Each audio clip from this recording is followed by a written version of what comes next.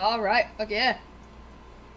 You always got to get the first word on my goddamn stream. Is that it, Twist? I didn't fucking realize that. That's not my fault, man. You said Fuck three, yeah. two. What? Have a fucking intro, buddy. It's not my fault. I. Who the fuck do you think I am? I'm not fucking Vamp Candy. I'm not gonna just sit here fucking doing mashup music for 10 minutes before we go. All right, we just go. And All right, we're god going. damn, that was a hella big set of drop frames. So I don't know if you guys. One of the big memes of the show. Hi, Cersei. We've got a special guest, Cersei, here. She's in the TV screen. She suggested today's topic, but one of the big memes of the channel is that my ISP fucking sucks! And it's constantly dropping frames. Well, they had a 5-hour... and dropping packets. They had a 5.5-hour downtime today. Jeez.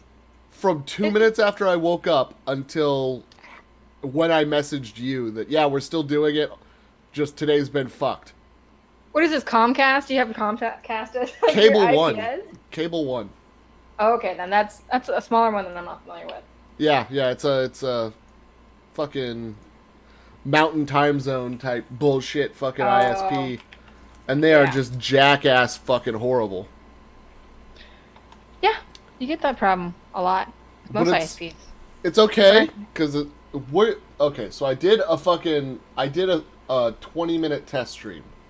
Mm-hmm. Right? As soon as everything was fixed.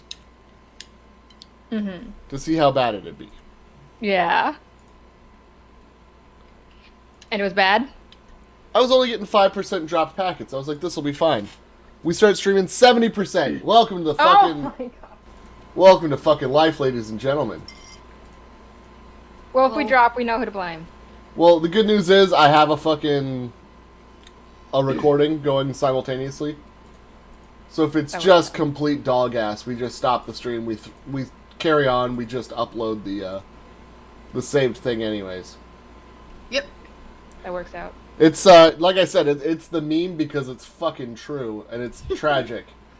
So today we're discussing, literature and culture eventually, but first we had a homework assignment, ladies and gentlemen.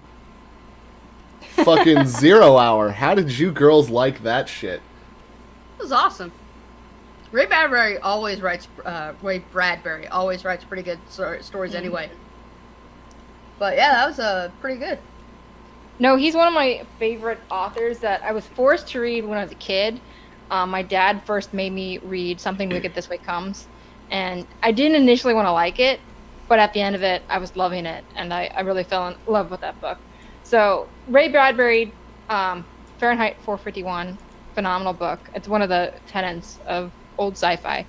And with this one, this was really fun because I haven't heard a good radio show in a while. I'm actually a big fan of like Twilight Zone and Outer Limits and War of the Worlds. The original, if you listen to the original broadcast, I think they have it somewhere, or there's some type of replication that they made of War of the Worlds.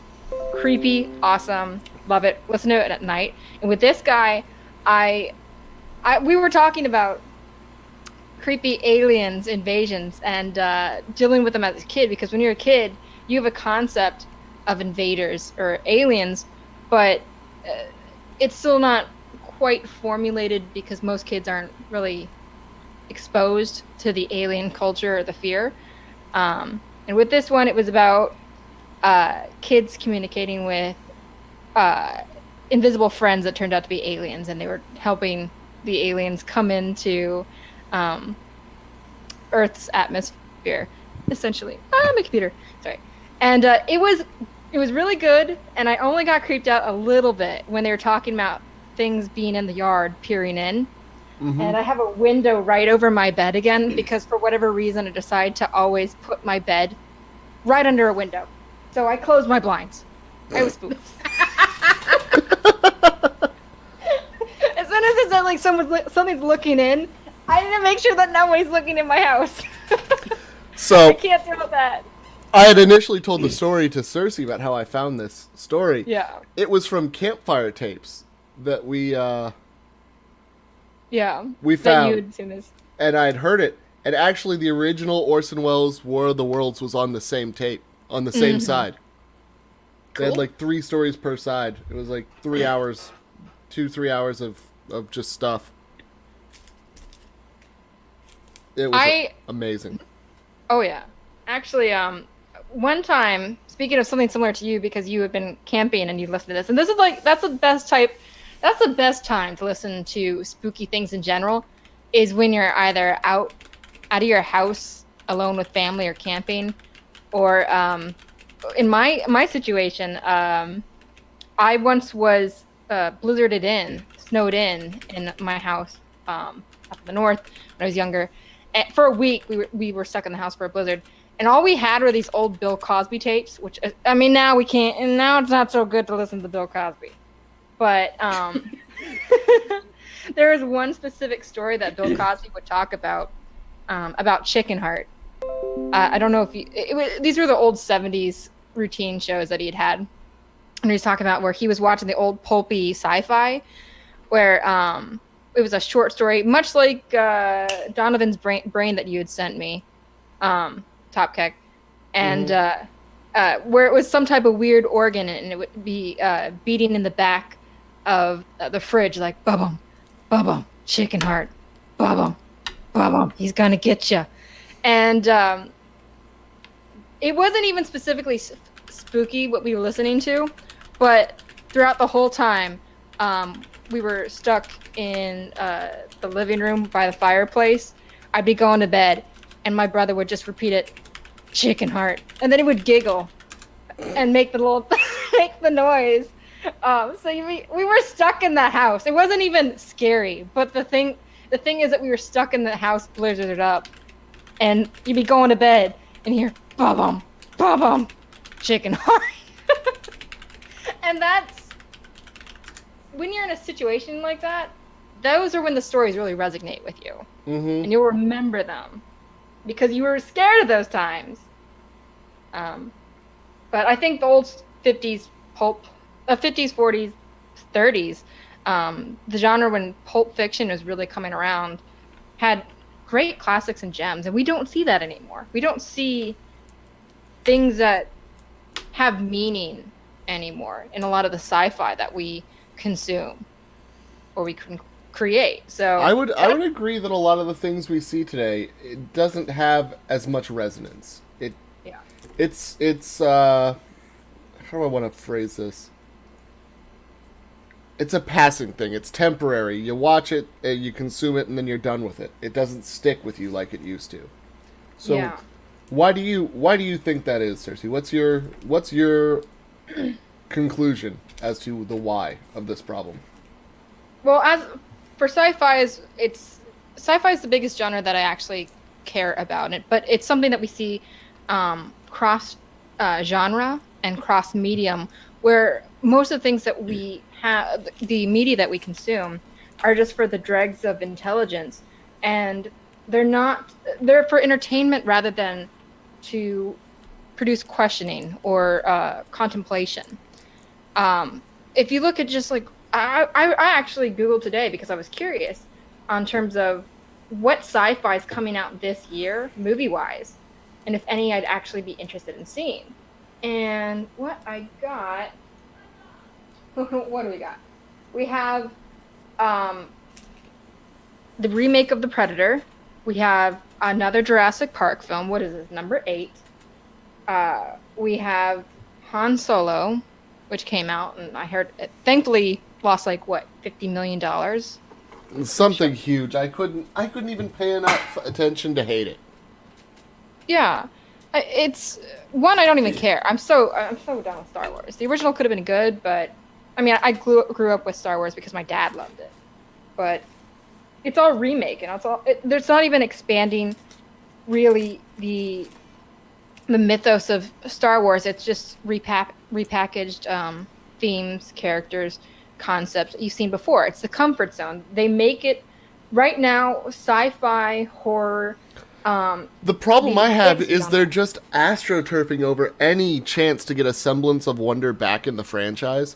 Yeah. Like, one of the best parts about the original trilogy was it was open on both ends, so you always had these what-if questions and the whys, and progressively they've just been astroturfing those whys with just mundane explanations.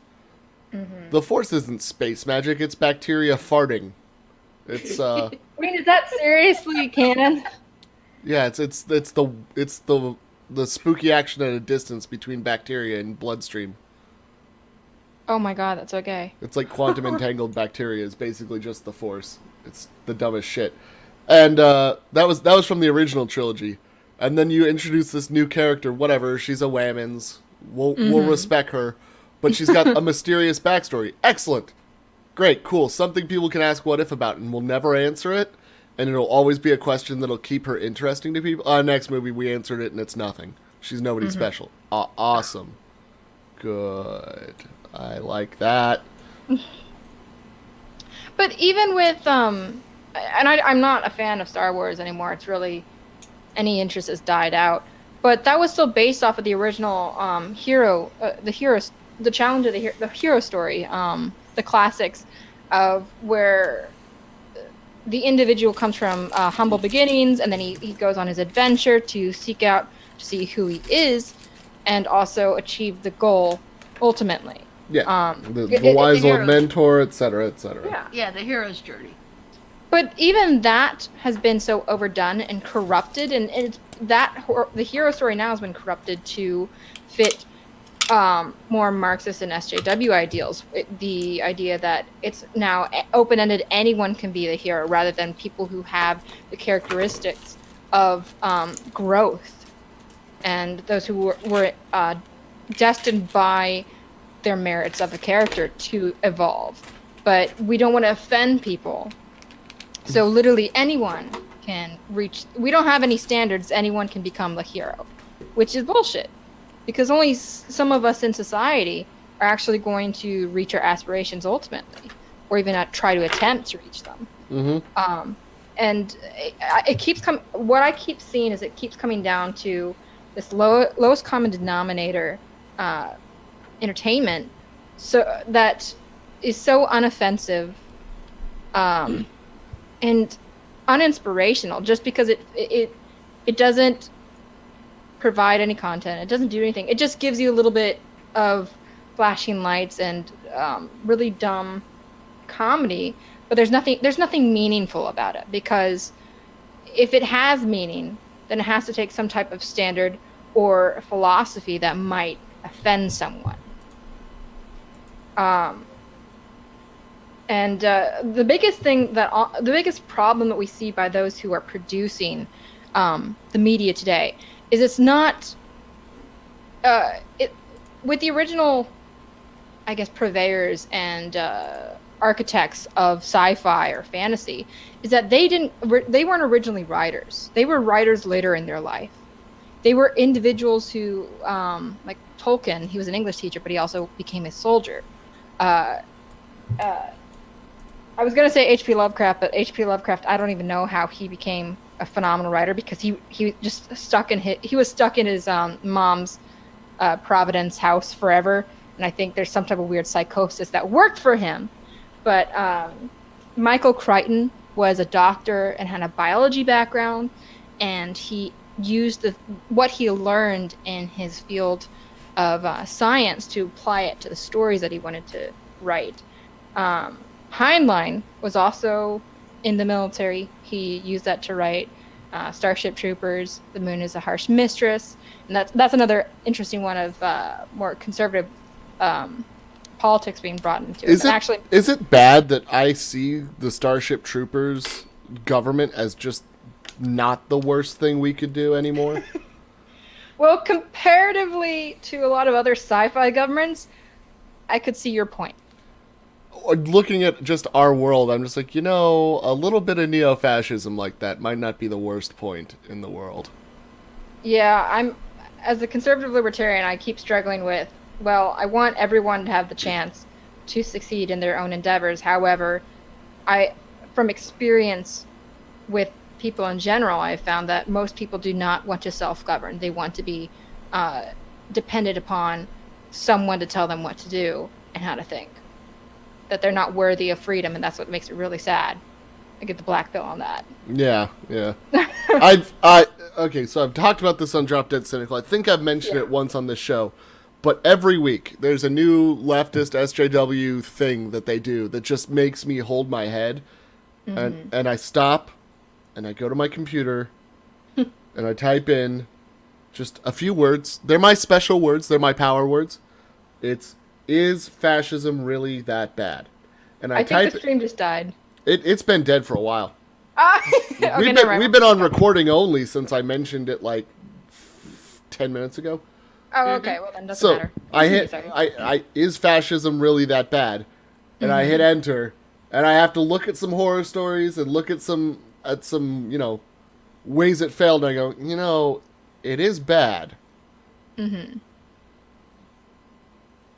We are doing a bit worse. I don't know. And I always come with, well, the system isn't completely broke yet, so we're not going to fix it. And I walk away from the computer. But every week I stare at that just a little longer going, well, There's merits to it. There's merits to this. I can't say no to it completely. I don't know. I understand 100% where you are, and I've been kind of at a ideological existential crisis. And it's made me really want to revisit all the ideological works that I've read and go back to the basis. I mean, I've been so busy I can't right now, but listening to everyone speak and then comparing what I've talked about with others and what I've experienced in real life, I really want to take the time to analyze where I might be politically and how I feel about certain aspects. Because 100%, I love freedom of speech, Second Amendment. I'm big on the Constitution. I think we strayed strides away from what we originally had created. But ultimately, the problem is with people and how they don't want to actually be self-actualized. People don't actually stride for self-actualization. And people don't live anymore. A good vast majority of people rather just have a sedate lifestyle and not challenge themselves. Mm-hmm. And that comes down to either somewhat genetics, but also what we've been teaching society, what our tenets of moral value have come down to. And I know that a lot of people, I actually was listening to the stream on Heel Turn last night, and I felt as though capitalism was getting not a good defense. And what's funny is that they brought on some libertarians that I'm like, you guys aren't doing a good job trying to defend your points, because what really was being described as corporatism, and that's when the state is enabling corporations to become monopolistic or completely controlling of resources, ideology, and just becoming conglomerates of essentially the evil capitalist or corporatist that you have. And that's not pure capitalism. That's not the free market. The free market is without government intervention, without government hand-holding or circle jerking, essentially. I'm using really indiscriminate phrases. Yeah, but I'd really rather the government just be a competing corporation for a lot of this stuff. I would agree. And that's what I keep coming back to my moral, kind of my moral center, is everyone has good points, but a matter of how we actually enforce and apply morals and laws of governmentship is going to determine the outcome of society. And this plays a big role too, I think, in sci-fi in general, is we keep coming to these dystopian themes. And one of the questions that I keep coming back to is what are the qualifications of a dystopian society? And would you qualify, where would you put us on the scale of dystopian clearances, levels as of right now? Mm-hmm. Because most people, there's a good dissatisfaction of where we are currently, even though we have this comfort, this placated comfort, where no one's really striving to destroy society, but we provide on some type of level of where things are. But nobody will do anything. We just bitch on the internet. I think for me, what makes this a setting, seem dystopian or seem negative to me is stagnation. Mm-hmm. If it's a cultural stagnation. Now, number one dystopian sci-fi for me, Star Trek. Yeah. 100% dystopian. People are like, no, it's a utopia, see, because communism won and everybody gets along and there's no money and no everybody's all friends and everybody's culture is homogenous. And I'm like, yes, that's why it's a dystopia. Mm-hmm. They're reverse Romans. They let everybody come in and fuck their culture and then they'll just cave to whatever flavor of the week it is. There's no advancement. It's just ripples in a stagnant pond every time you add a new member race to that federation they've got going on. That's actually an interesting perspective too, is what even was the culture of the Star Trek Enterprise or the Starfleet? It was just this amalgamation of nice shiny themes, but with Star Trek they were just trying to oh my god, the motto, not live long and prosper, but seek out new life. Yeah, seek out new life. They replaced the human need to conquer or hoard or maintain by giving humanity this peoples in the stars, I guess, not just humanity, but this new goal of finding new things. So they were the world police but universe version. But they weren't even police because it was hands off until somebody decides to join. It's finding things for finding's sake. But they were always coming over to different nations that were or planets or societies that were having problems, and then we're like, oh well, we're the UN, we're peacekeeping things. We're not actually going to do anything dangerous, but we need to make sure that you guys stop fighting. We need to watch. That was more in the movies when the Next Generation movies came out. But I thought it was supposed to just been like a futuristic exploration type series. Mm-hmm. It was basically trying to be fucking Christopher Columbus meets Jacques Cousteau in space. Yeah. They were exploring for exploring's sake, just to replace the need to create or overcome any struggles. Their struggle was now find something new and record it. Sorry. That was their struggle, and that's why they stagnated in the universe, was just they stopped allowing themselves to struggle and just became passive observers in a universe. I think that's why I liked Voyager a hell of a lot more, because they had an end goal. They were stuck out in space, and they were trying to get back home. Yeah. No, Voyager was good. I mean, from what I remember in the 90s. But so what you're saying is that Star Trek was the white girl wanderlust of space. I just want positive vibes, and I just want to explore.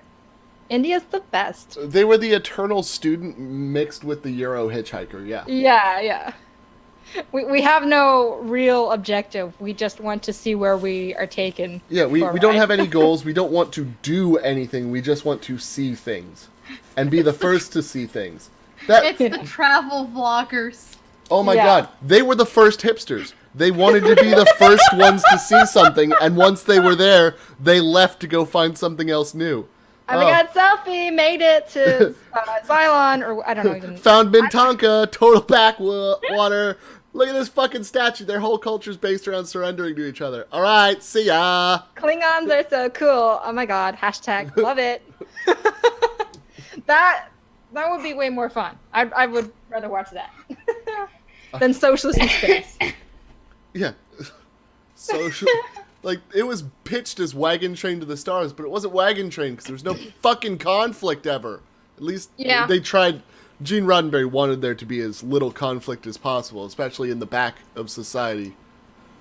And so it was just stagnant. It was just stagnant. Yeah, that's it was probably a good thing that he died before any of the better seasons came out. I was gonna say, what season did he die on? And then you can see the Next transition. Generation. It was Next Generation? Okay.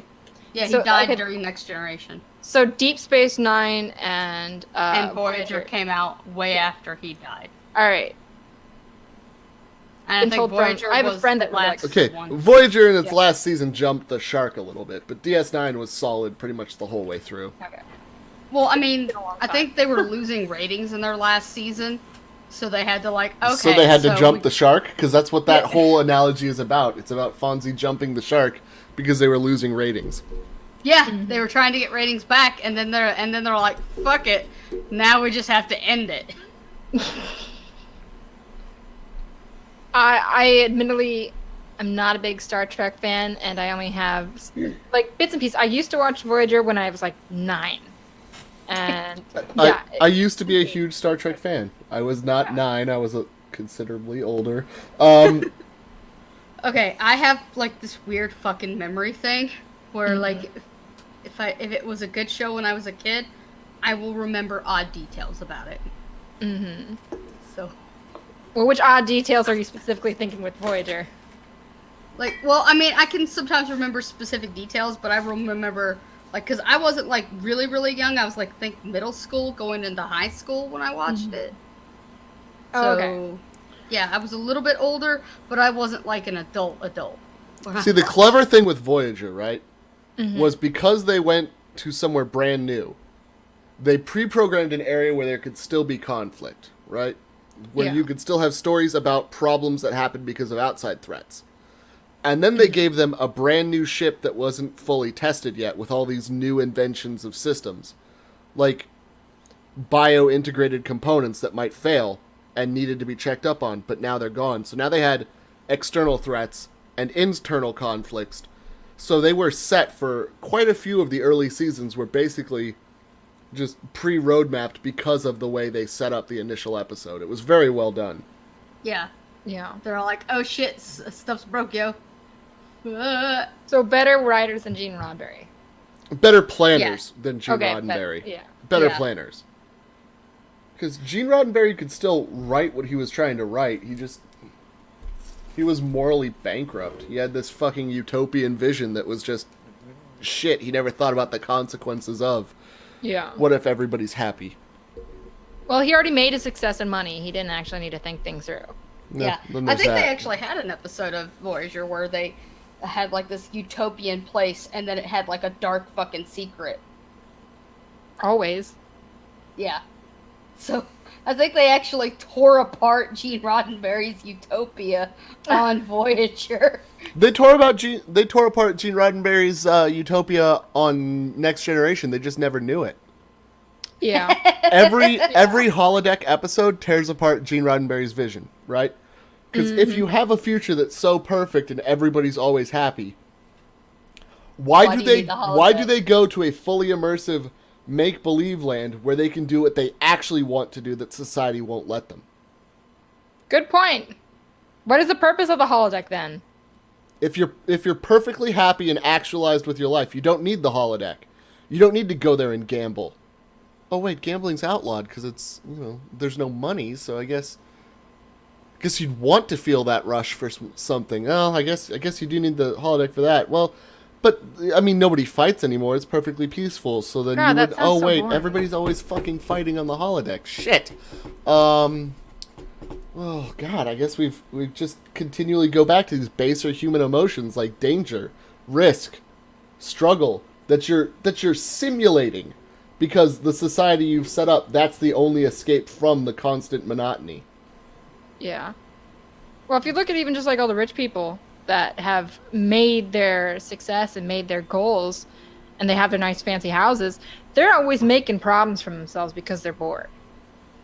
Once you get in those gated communities of false comfort, they're all making problems so that they can have something to do. And that's the next thing that I would see in this false utopian, and that would be a good Star Trek season, is we make our own problems on the ship where everyone's just a bitch because they're bored. Well, we saved the universe. Goddamn, what do we do now? Let's start a war. Something a lot of people don't realize, and it's a unique perspective because I've been on a ship for months at a time. Yeah. You don't like everybody you live with. Yeah. In fact, you hate 90% of them and tolerate 5 of the remaining 10%. You only like maybe 5% of the people. Mm-hmm. But that hate is just boiling under the surface, and honestly, all it takes is one little thing. Somebody pushing just a little too hard, and you've got a knockdown, drag-out fight on your hands. And we never saw that. And that's what fucking broke me trying to rewatch it. I'm like, how are these people 5 months out and nobody hates each other? That's what the holodeck's for. Nobody's kicking the stinky kid because he's stinky. Like, listen, I know we've got sonic showers and they can instantly clean everything, but there's got to be somebody who's so lazy and who hates his life so much that he just doesn't do it. Because that's what happens in real life. Yeah. That's what That's the a good point. holodeck's for. Well, That's why they have the holodeck, so they can pretend that they're beating the fuck out of the stinky kid. Well, that Listen, also comes. I've got, Oh, sorry. on a real ship, you've got your Game Boy, you've got your Bing Bing Wahoo, you actually have laptops, you've got Facebook, you've got all these things to immerse and distract yourself with. But the point of the holodeck is that you can physically interact with shit, and you can get out the aggression. We have punching bags on the ship, too. That's good. It does not help. There's not enough. I'm telling you, 7 months of the same person doing the same shit that you're not allowed to say is fucking annoying. Yeah. That guy who's 1 rank ahead of you, so not too far, like, he can't ruin your life, but you can't haul off and hit him, who chews with his mouth open and constantly slurps every meal, and you just happen to have your fucking lunchtimes coincide, and he's from your shop, so you always sit in the same area, because that's where you sit, and he's always doing it. About month 8, you're ready to cut his throat open with a butter knife. That's gonna take a while. Oh my god. That's the therapeutic part, is how long it'll take and how much he gets to suffer. Shit, son. You don't understand how bad it is out there. It's gonna be worse. Set your dick on fire in formation. That was before I got to the ship. Oh. But and that's when you can still see land. Imagine being among the stars where you don't see anything but moving light. Yeah. Somebody's going overboard. No kidding. Someone's going through an airlock, yeah. The stinky kid's going out the airlock just to save with time. And when somebody asks, I don't know, he must have slept in. That's all you're going to hear. Jesus. Well, that's how you get Event Horizon. Because everybody's going to kill each other on the ship. Well, then there's that. Although they went Cthulhu crazy. Yeah, they went into the hell dimension, and then they came back.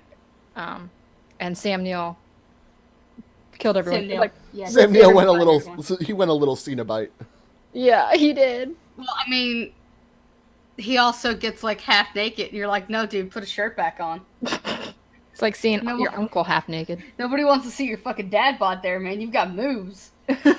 First of all, I refuse to admit that Sam Neill has ever been naked. Merlin always wears clothes. That is true.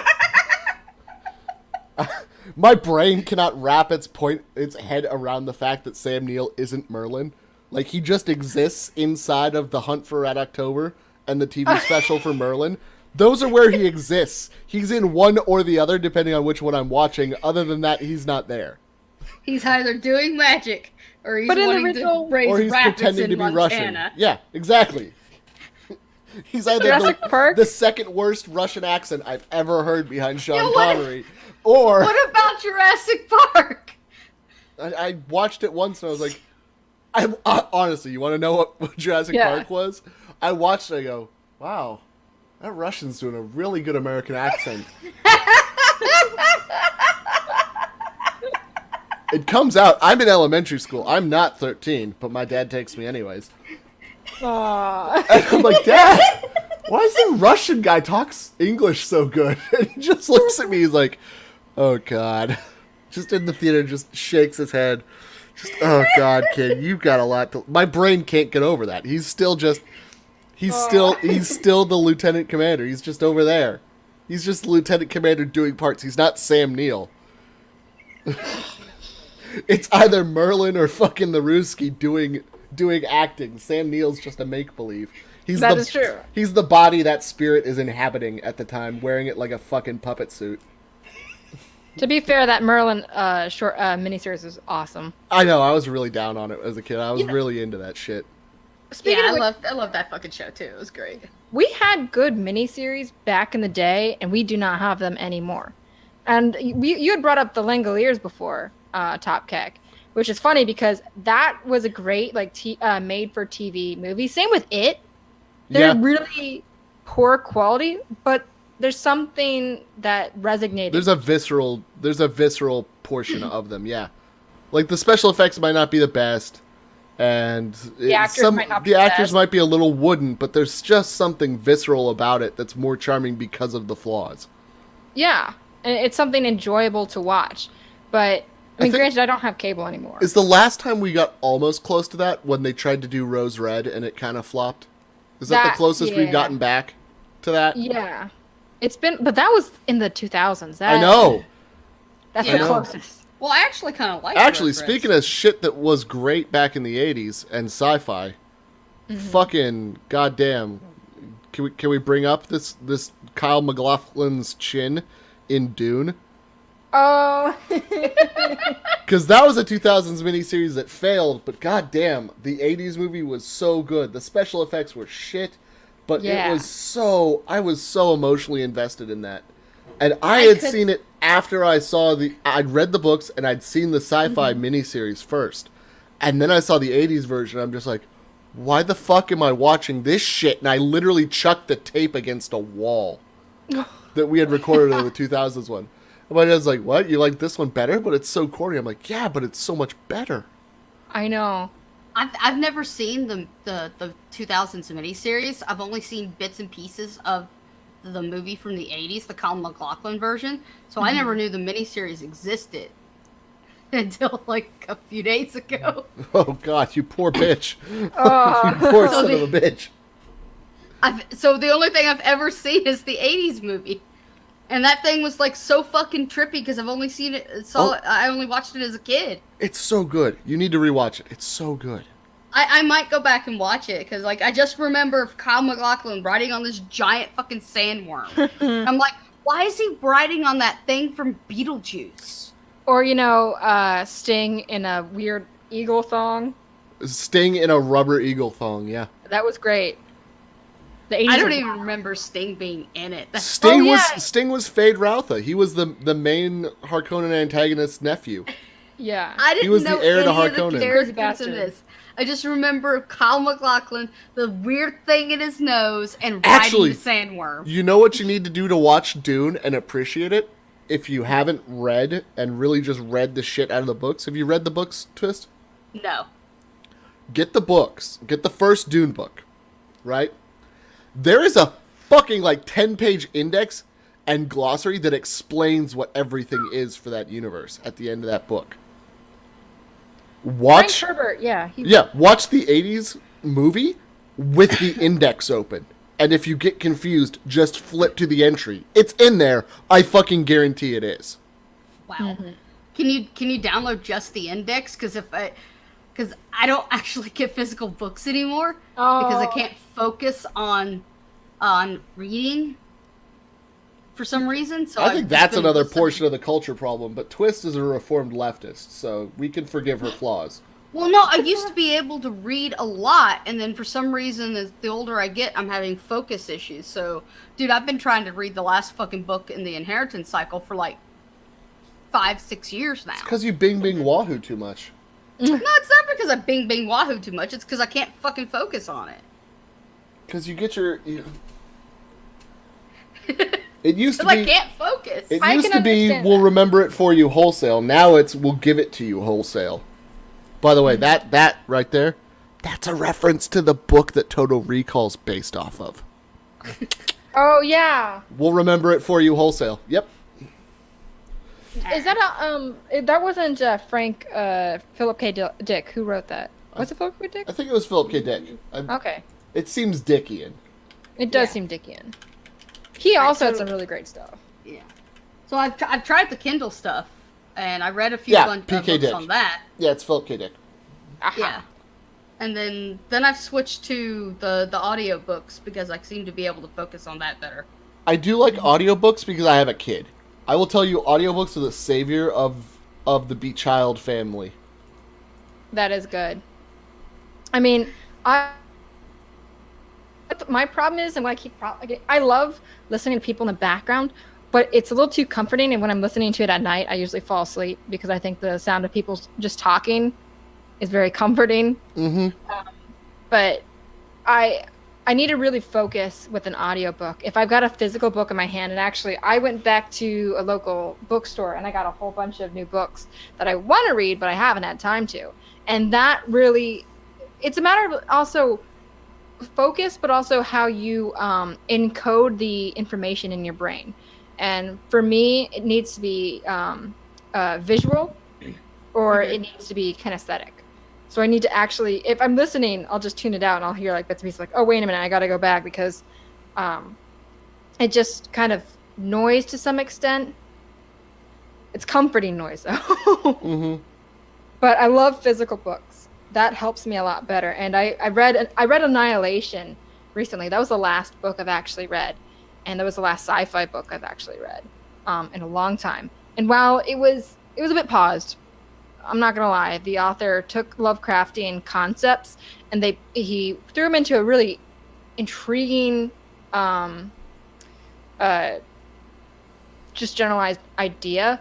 But at the end, it was very anticlimactic, and then there was apparently 2 sequels afterwards where they had, gay people and for like everyone's super multiculti, and we have no problem. The super enforced global homo agenda. I know, yeah, it's state enforced homosexuality, but and I don't have a problem with that. But I'd like it to be organic, yeah. If it's organic in the story, it's organic in the story. But this enforced pandering to a demographic shit really turns me off these days. That's the one thing I wanted to also bring up with like modern fiction in general, is that you can tell when an author is writing specifically with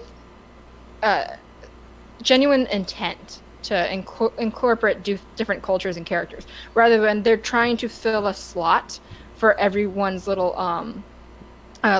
box to tick off. Yeah, you gotta, rather than winning diversity bingo. Yeah, and I'm just they do this all the come time out and now. say it, fetish.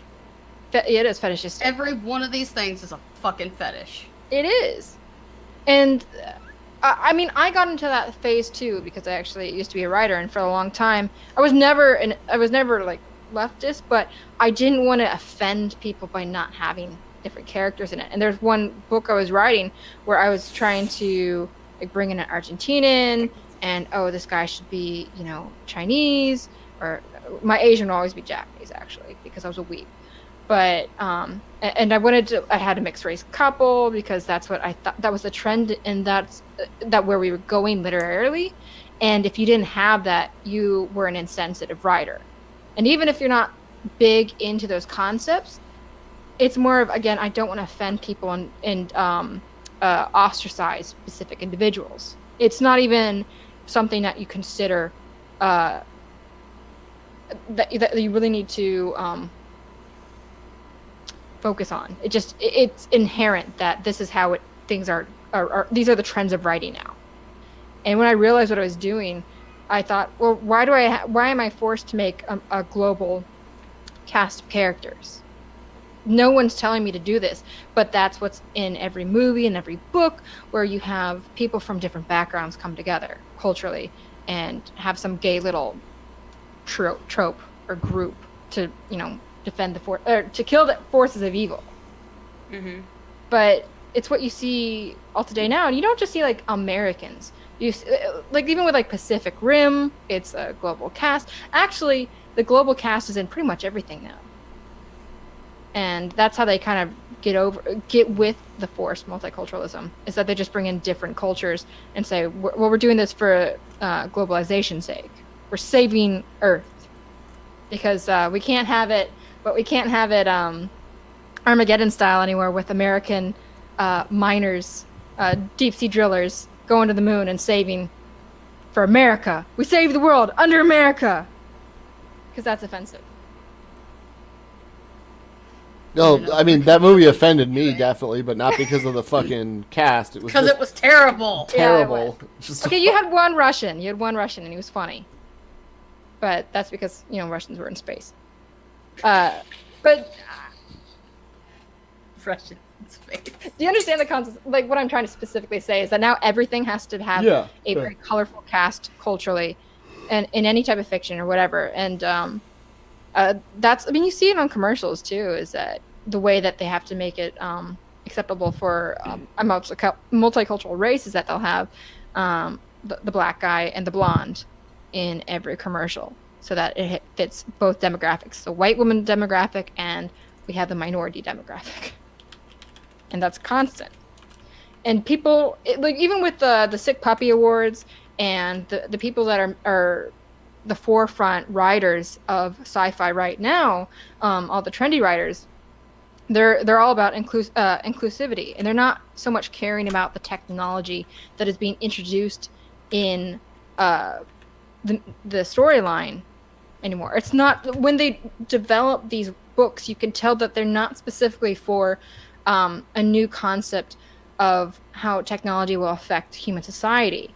It's more about, how do I make something that is exciting, that is inclusive, and it takes my ideological agenda, which would just be like, I want everyone to be happy and everyone to be multicultural together. So and they're not focusing so much on the science as much as they're focusing on the fantasy and the fetish.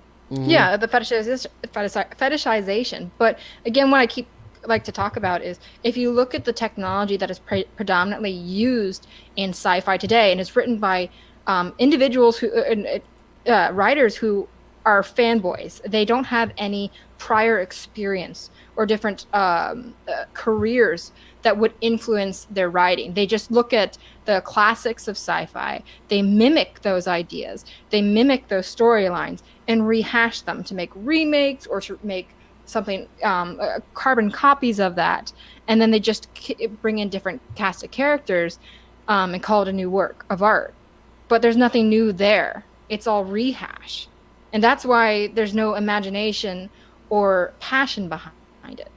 But that's what they focus on, is just inclusivity.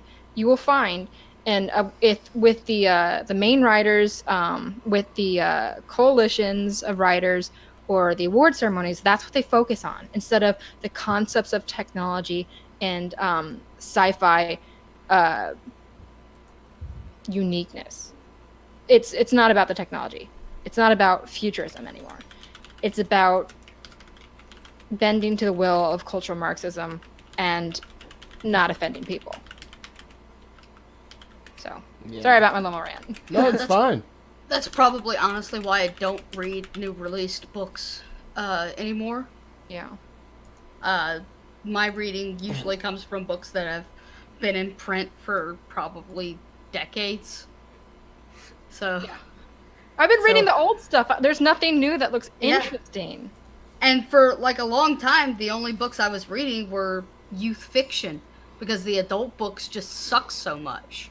Actually, one of the topics you brought up with me when we were coming up with this show idea, Cersei, was the fact that it's not just that there isn't anything new that's good anymore. There's nothing new that's actually new anymore. Yes. With the technology as of right now, where people aren't theorizing new technology. And even just looking at the cutting edge technology, what I've been watching, I mean, the new trend and the new cool thing, I guess, was Boston Dynamics, and they've been since bought up by Google. The guys who made Pet Man and Big Dog, that's the coolest kind of. Can I help you? Sorry, my cat. That's the coolest kind of interaction that we have with future tech, is that you get to see the evolution of these robotics. But robotics is something that we've been working on for a while now. We're just perfecting the mechanism and the independence of these machines, the autonomy of how they function. But what we have right now, what are the big science breakthroughs that we're talking about right now. The Uber driving cars, Elon Musk endeavors, SpaceX, potentially his boring space hole through LA, which sounds ridiculous, but hey,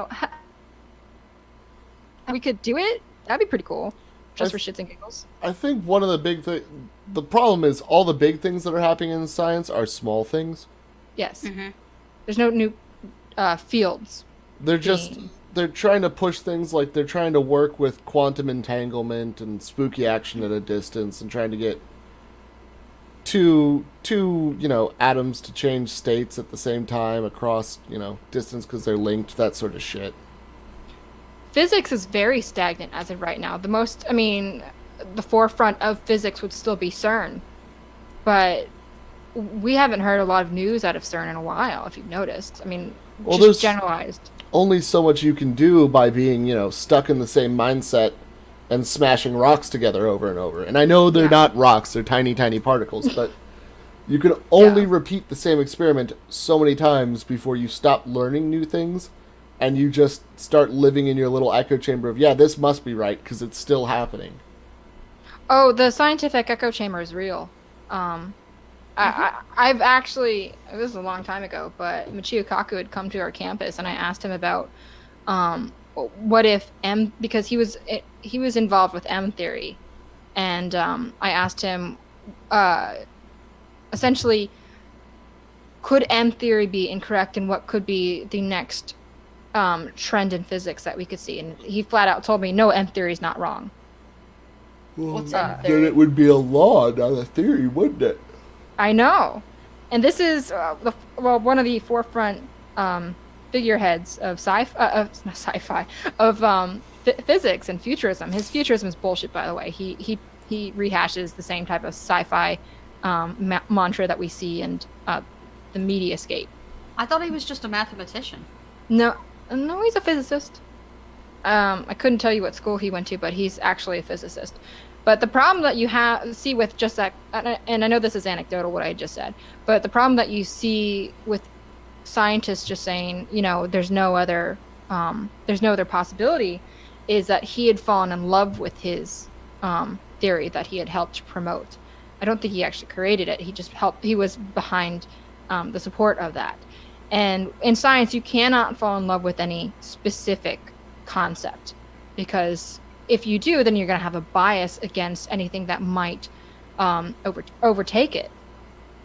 And that's surprisingly common. And that's why we had this huge war with global warming for so long. And even now, it's kind of taboo to talk about how much corruption was behind the proliferation of that theory, or the laws behind to protect our environment based off of global warming. And that's where you get into conspiracy type of theory. But just have an earnest conversation of how it could be real, or on what basis does it actually affect us. There's politically correct stances that most people have, and a lot of people shy away from those topics because it's a very hot button issue. Yeah. But there's a lot of science that you can't talk about, like look at genetics or the race science. That's all taboo.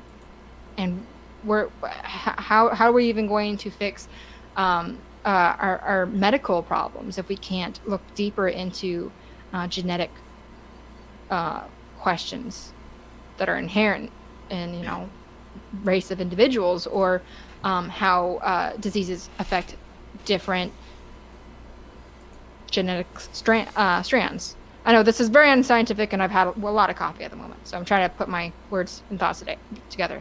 I apologize. Yeah, I think they've already discovered and exposed the fact that the National Oceanographic Institute had already had come out and brought that global warming or that climate change paper to, I think, the Paris Accord or whatever meeting, the original one, and it wasn't peer reviewed, and the science wasn't finished yet. Like, all the studies and shit weren't finished. Mm-hmm. So the paper was unfinished, and they rushed it through to get it, to get things passed, and to get signed up with the Paris Accords. Mm-hmm. So that's Standards. already come out. Yeah. And And one that's of the just reasons one that government. Trump pulled out. Yeah, but the Paris Accord is still going on, right? I mean, it's still an alliance right now, because it's only been I believe it's only maybe been the U.S. and one other country that had pulled out from that, but there's others that are still involved with. Well, yeah, but none of those other countries were actually going to be paying for anything. Of course, it was literally going to be just the U.S. paying for all of it. I know. You think that China and India are actually going to have to pay for any of the crimes against pollution Fuck no. that they've committed? Fuck no. They have air advisories in some of the larger cities in China. Oh yeah, tier 1 cities in China are horrible. They have don't go outside days. Yeah. Oh, Yeah. I know. Like, you can't go outside without, like, a fucking respirator. Yeah, and the Because the you Yangtze can't River breathe is the fucking completely air. toxic Yeah. with rust and heavy metals. And they're not going to general. clean that up, and they're No. not going to say that they're not going to do anything, like, monetarily or anything like that. That's just that's a fact. That's a fact of life. Mm-hmm. They're going to tell you they did, but they're not going to do it. Well, And they you're have not no going one to to know answer they to. did it. Yeah, you're not going to be allowed in their country, and the only people who are Yeah, going to be because the doing moment you enter... the only people doing their measurements are the ones paid for by the government, which will say whatever the government wants, because China is Yeah. the most morally bankrupt and corrupt government I've seen in a long time. Yeah, because... And if you try to send anybody in there, they're going to get arrested for being a spy. Yeah. So you're fucked either way. You have to take their word for it. Yep. China strong. Yep. So Taiwan number one. I'm sorry. You know, as much as we give them shit, I bet they don't have problems with, other cultures coming in, taking over, and paving over their laws. No, because you know what they fucking do? you mean stifle the Muslim, the native Muslim population? Yeah, they fucking torture them. Yeah. They're all like, nah, you're not gonna fucking spread that bullshit here. We're all fucking atheists here. Mm-hmm.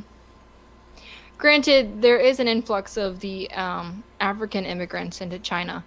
I can't remember which city it was, but a lot of Nigerian immigrants specifically, and a lot. I remember reading a thread from Weibo, I believe, about Chinese complaining about the immigrants coming in and having a lot of crime. Big surprise. Well, yeah. But at the end of the day, it's not going to matter, because the second the government wants them gone, they can and will nationalize any business or property owned by a non-Chinese person in their borders. Oh, absolutely. But I mean, that's what's really interesting, is seeing the politics between China and Africa comparatively to all the ones that all the imperialism claims that we'd had against America and Europe in general. No one gives a fuck about what China's doing to Africa double right standard. now. It's a double standard. Because we're more prominent, because we were more prosperous, we are forever going to be everybody's fucking whipping boy. And because we had 8 years of a president that fucking apologized to everybody and cucked to everybody, it's only made the problems worse. Twist, do you think that I'll start being right if I egg wash my skin and glue the corners of my eyes together? No. Damn, I can't win against these leftists. Fuck. Can't even cosplay to be right. And you only live twice. Like, get that surgery. Exactly. And start looking like a Japanese. Can I be transracial? I mean, there's transracial blacks. Can I be transracial Asian? I just want to be more successful. No. I'm throwing my cat away. He's driving me nuts. I'm gonna bin the cat. Fuck out of here, cat. He keeps jumping on my desk, so I throw him on the bed. And he peed in one of my boxes this morning, so I'm really pissed. No, your box is really pissed. As in full of. I did set myself up for that one. See, this is why I love my cat. Because right now, he's chilling at the window. Just laying down. He's 8 years old, man. Mm. Well, then, I named... Oh, sorry. He uses the litter box. And nowhere else. He uses the litter box, but he's just being a bitch. I'm like, I work a lot, and I give him attention when I can, but he's just being a flippin' bitch. How old's your cat? And, Mino, based off of Minotius, which is the Greek god of annoyance, because God knows he's not pissing me off every day. And I throw him on the bed because I'm mad. How old is he? 5? Oh, okay. So he's reached his midlife crisis. It's okay. All right. Well, we're He'll on chill out cats, eventually. so we're officially off the plot. Yeah, we are. I think that's a good. Well, I was gonna say I think that's a good place to cut it. Anyways, we got our frustrations with current sci-fi out. We kind of discussed. Oh, that's like only the tipping, like the iceberg. Honestly. I know. Really I know. funny. We could do this for another 3 hours. Oh yeah, and I mean, there's more things I want to research and talk about specifically on this subject, but this is just off the top of my head. I don't mind having you back. Yeah. That'd So be cool. we'll probably have to get you back for another part 2 of this. Because we only do, about an hour ingest at a time. We'll probably do a longer special when people got, actual stacks of shit they want to talk about. Have it be more organized. But that was good. We got our review done. We got our little intro to the subject. Thanks for being on, Cersei. Do you got anything you want to plug? Anything going on this week? No, I mean, I'm getting my channel up and running after things. All I have is my Twitter right now, which isn't full of anything. It just, I reply snarkily to other people. Yeah, that's how I started too, and now I'm constantly yelling and my Twitter mentions are blowing up every other day. It's a lovely thing. Yeah, I want to yell at people, but not necessarily directly. I'm getting back into yelling at people. I had done that and I kind of got stressed out about it, and now I'm back to I want to yell at people maybe. But first I need to make sure that my philosophy is correct, and as I said, I'm having a little bit of an ideological existential crisis. That and the fact I talk sideways, so it makes it very difficult for people to take me seriously because I have problems trying to just get my words out. Yeah, it's fine. I don't mind it. Then again, you might not, but if I'm up against like someone, yeah, actually, it's fine on a show where you're just talking about something. It's different on a debate. You're better for discussion than debate, I think. I think so too. I mean, I still want to get heated a little bit, but we'll see. We'll see if I can get there. Twisted, you got anything going on this week? Anything going on this week? Yeah, anything you want to plug? Got anything you're planning to put up online or anything special? I mean, no, I don't actually make content. Other than this? Yeah, other than this. Other than this. Yeah, plug this channel. Yeah, well, you know who does plug us all the time? Heel Turn. Go check them out. They're fucking amazing. I'm on their show more than I'm on my show, for God's sake. I think I'm on Heel Turn like twice a week. Oh. Yeah. That's awesome. You have great chemistry with everybody on. I enjoy great enjoy chemistry everywhere. You're good. I enjoy this. I enjoy going on people's streams and being a part of it. So yeah, it's fun for me. So go check them out. YouTube, you can search them. They're fine. We'll throw their link in the description. They're great people. They tolerate my bullshit, so they can't be that bad. And we'll see you guys next week with Top Kick maybe live.